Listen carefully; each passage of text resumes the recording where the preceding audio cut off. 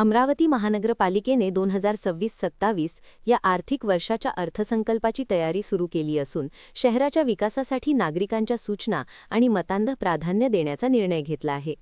यासाठी महापौर श्रीचंद तेजवानी यांनी अमरावतीकरांना आपल्या सूचना व अपेक्षा नोंदविण्याचे आवाहन केले आहे।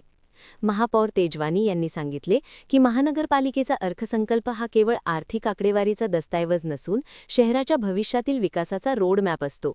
पायाभूत सुविधा, स्वच्छता, आरोग्य, वाहतूक, पर्यावरण, शिक्षण आणि नागरी सोयीसुविधांबाबतचे नियोजन याच अर्थसंकल्पातून निश्चित केले जाते। त्यामुळे अर्थसंकल्प अधिक पारदर्शक आणि सर्वसमावेशक करण्यासाठी नागरिकांचा सहभाग महत्त्वाचा आहे।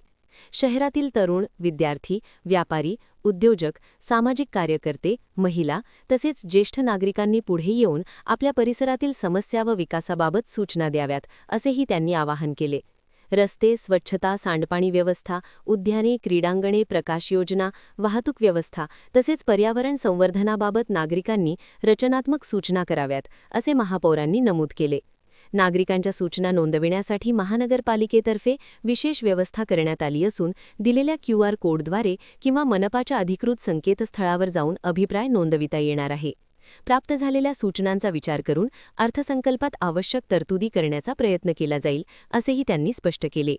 यावेळी उपमहापौर सचिन भेंडे, स्थायी समिती सभापती अविनाश मार्डीकर, पक्षनेते चेतन गावंडे, गटनेते डॉ राजेंद्र तायडे, नाना आमले, नगरसेवक संजय नरवणे, संजय गव्हाळे, रावसाहेब देशमुख, सिस्टीम मॅनेजर अमित डिंगरे, सहाय्यक आयुक्त भूषण पुसतकर आदी उपस्थित होते।